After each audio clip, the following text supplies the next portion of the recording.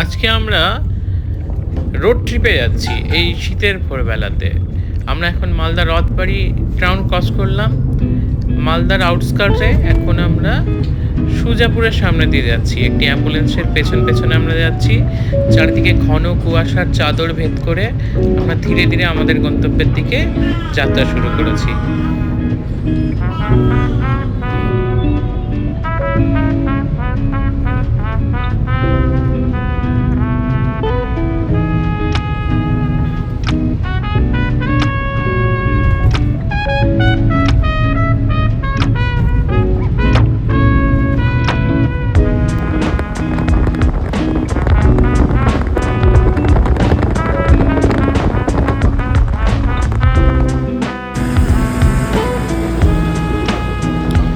এইখানে আমরা মোরগ্রাম হাইওয়েতে এসে চা পানের বিরতি নিয়েছি।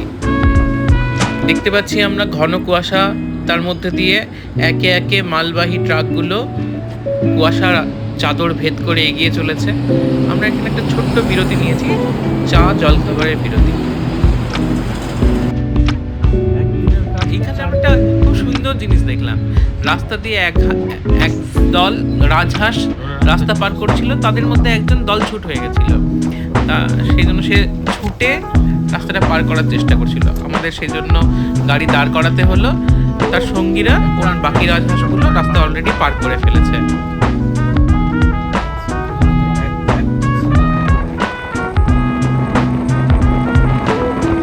বোলপুর পার করে আমরা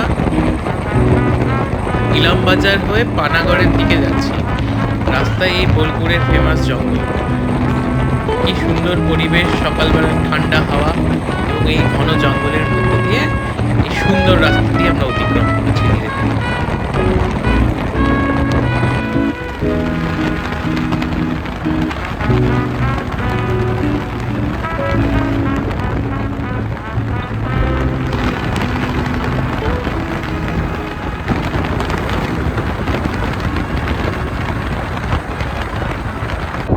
শীতকালের যাত্রা আর সর্ষের ক্ষেত